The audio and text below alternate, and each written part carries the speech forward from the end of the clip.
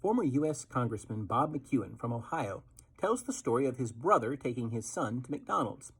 Now, the father had bought his son a large order of those famous McDonald's fries, and as the son was enjoying them, the father reached over to take a few. He was surprised when his son pulled the fries away and said, "No, these are mine." The father then began to reflect on this situation.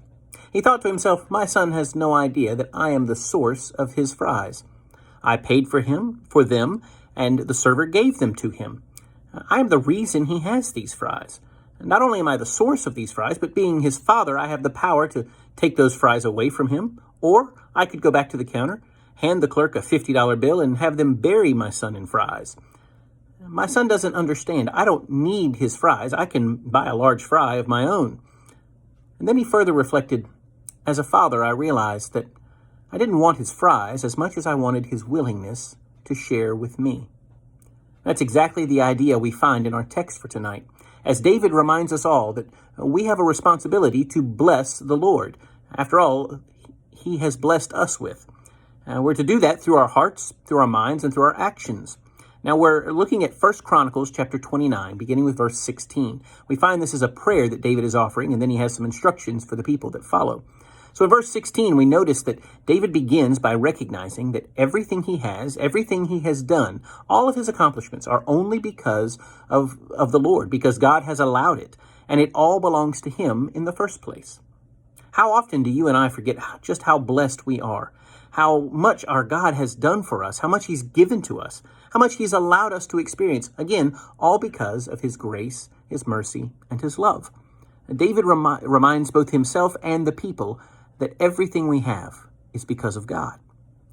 In the next verse, verse 17, he reminds us that the Lord tests the heart. Opportunities for giving to God are tests of character for a believer's devotion to the Lord. The king acknowledged that the attitude of one's heart is significantly more important than the amount of offering in one's hand. We must ask ourselves, what's the attitude of our hearts when it comes to giving to the Lord? You see, a heart that desires to give to God will experience joy both when we are giving as well as when others give. And that's what David experienced. His heart was right with the Lord. He enjoyed giving to God, giving back to God, and he was filled with joy when others also gave to the Lord, and to the Lord's work, to the Lord's purposes. And so it is for us today. In verse 18, David prays for the people. He prays that God will fix their hearts towards him, and that he will keep the intents of their thoughts on him. That is so true for us, that whatever we focus on, whatever we think about, whatever tends to occupy our minds, really reveals the intentions of our hearts. And God knows both the heart and the mind.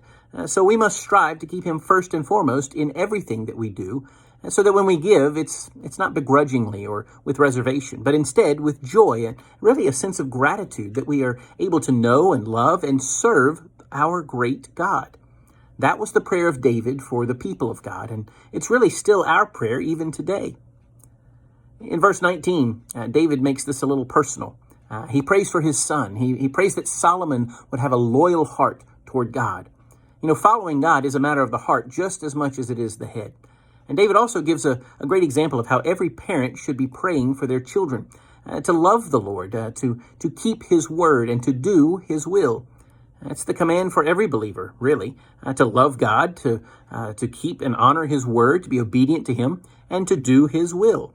So it's just a natural flow for us to want that for our children.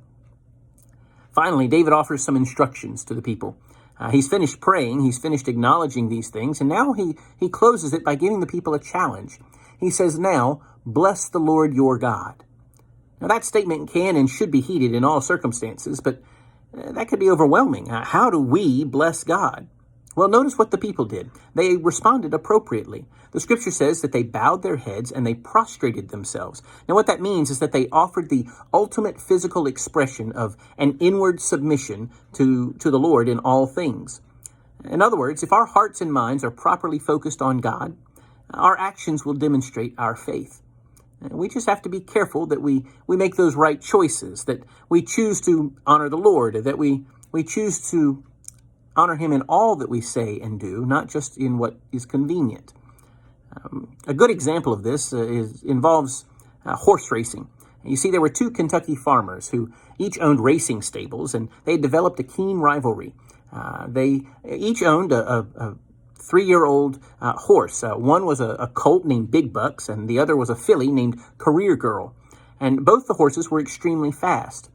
They both had spent many hours in training and caring for their thoroughbred race horses, and both men took great pride in their horses. They were putting everything they had in their horses. They allowed their horses really to consume almost all of their time. And both men believed that the abilities of their horses were the result of their own skills as trainers. Well, one spring, each of them entered their horse in the county derby. Now, thinking that having the best jockey would give him a leg up on his friend, one hired a famous jockey to ride his horse. So the day of the big race came. The horses were in the starting gate. The two rival horse owners were sitting next to each other, and they were watching from the grandstands. The bell rang, and the starting gate sprung open. Well, 22 supercharged thoroughbreds bounded out of the gate and headed down the racetrack. At the half-mile marker, Big Bucks and Career Girl were leading the race. At the 3/4 mark pole, Big Bucks and Career Girl were neck and neck and far ahead of the rest of the horses in the race. And the two owners were feeling pretty confident. They both believed it was just a matter of time before they would achieve great success. But suddenly, a cat ran out on the track. Both horses were frightened by the cat. Both tumbled to the ground. Both jockeys were thrown from their horses. And when the rest of the field caught up, they too went down in a pileup of horses. But this disaster did not stop the famous jockey. No, he quickly jumped up, remounted, and went on to win the race. Returning triumphantly to the winner's circle, the jockey found the farmer who had hired him fuming with rage. "What's the matter, old man?" asked the jockey. "I won, didn't I?" "Oh, yes," roared the farmer. "You won all right. But you still don't know, do you?" "Know what?" asked the jockey. The farmer said, "You won the race, but on the wrong horse." In our daily lives, there are several horses that we have the option to ride. One is called success, but it too can throw us off. Others are called money or career, even possessions. But all of these could bring us down, or we could find ourselves even flying through the air, so it seems. So the question is, when we get back on and start riding, will we be on the right horse? Well, if you and I make the choice in our hearts and in our minds, if we choose to follow God, if we choose to bless the Lord, the one way we can do that is by being faithful, by honoring Him, by trusting in His Word, by being obedient to His Word and to His will, by allowing His Spirit to guide us and direct us. When we ride that horse of faithfulness, if you will, then we are able to bless the Lord our God. And we must remember there is no greater success than that. And David had a beautiful prayer, thanking God for allowing him to be in the position he was in, to be able to prepare for the building of the temple. It's very familiar for you and I, as we're in the midst of a building program, trying to create yet another way that we can fellowship together, that we can honor the Lord, that we can perhaps do even some new and creative things, some new ways to bring people in or just to bless the Lord our God.